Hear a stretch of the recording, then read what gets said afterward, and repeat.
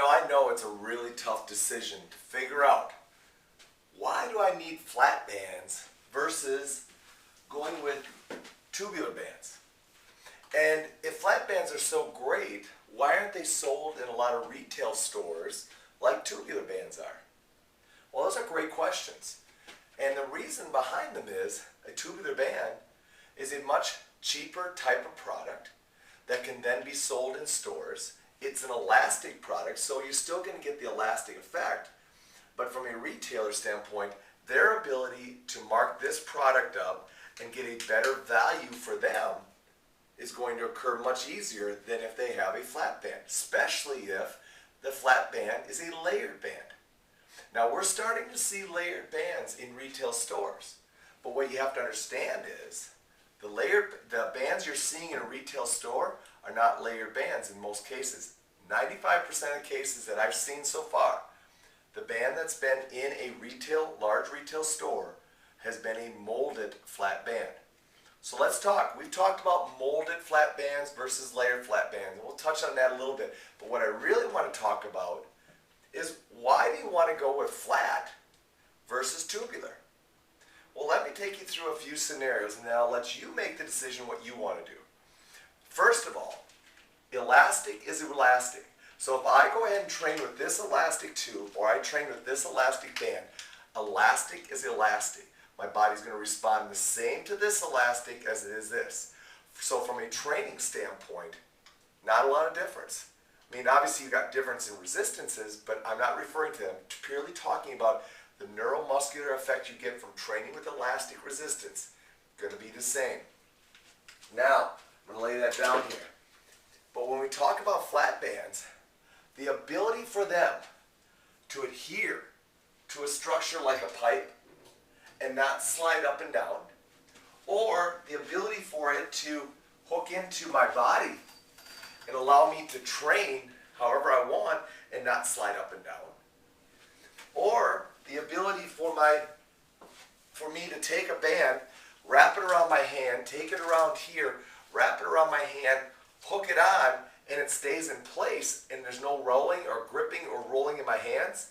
Only flat bands can do that. Now let's take a look at the tubular band. Hey, the tubular band has this nice strap-on thing, so you can loop it through and hook it in. But again, it's nylon. It might slide a little bit. Typically it doesn't too much.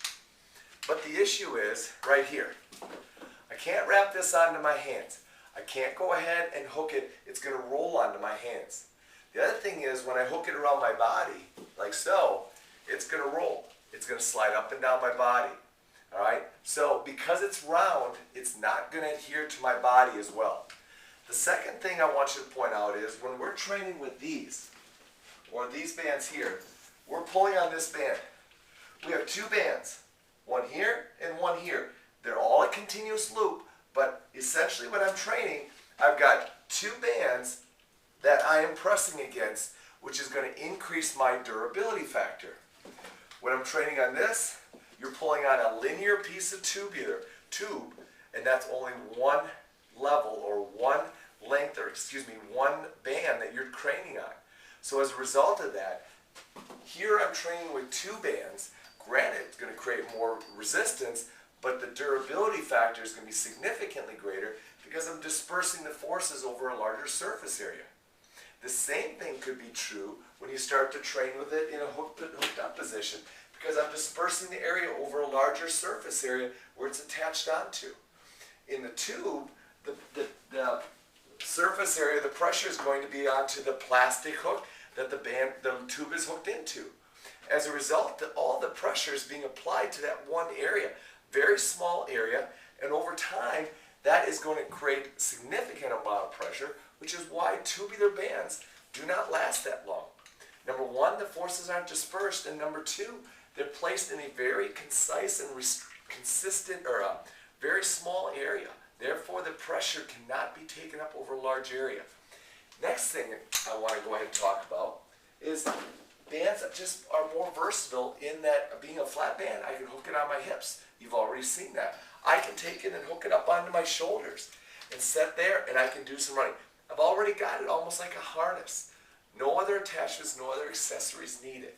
I can go ahead and take it and hook it through my wrist and grip it. So now it can go ahead and we can work on not only pulling movements, but I can even work on some shoulder distraction activities because I can hook it around my wrist.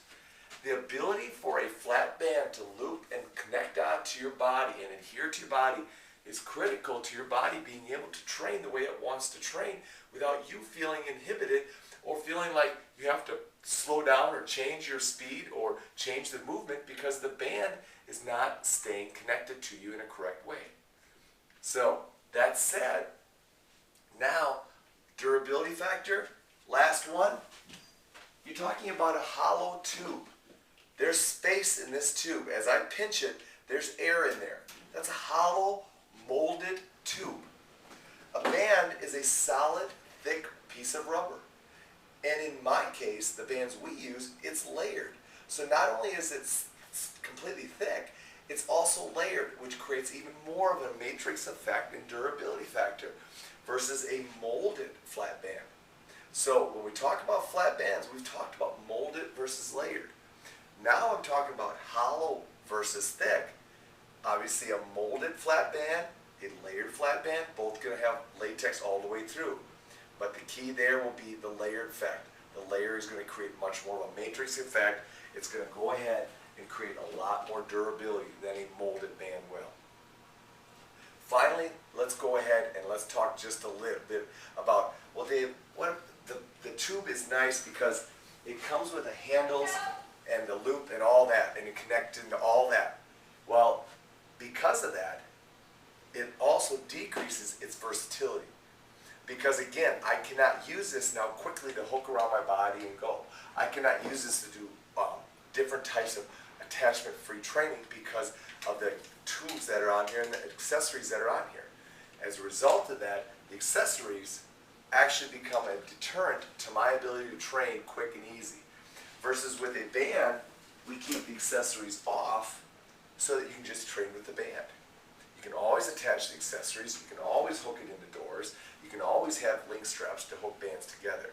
So it's not that you can't do that with these, but we prefer to not have that built into the band because now this simple band becomes a very versatile tool without handles and straps all that connected to it. So that's the last thing. So now you understand tubes versus flat. Why do I want flat? Why do I want to go flat? Very simple, durability and versatility. That's what it comes down to. From a cost standpoint, there's not a great deal of difference either. When you put all the factors in, you're going to find that you're going to get far, far more bang for your buck when you look at flat bands versus tubular bands.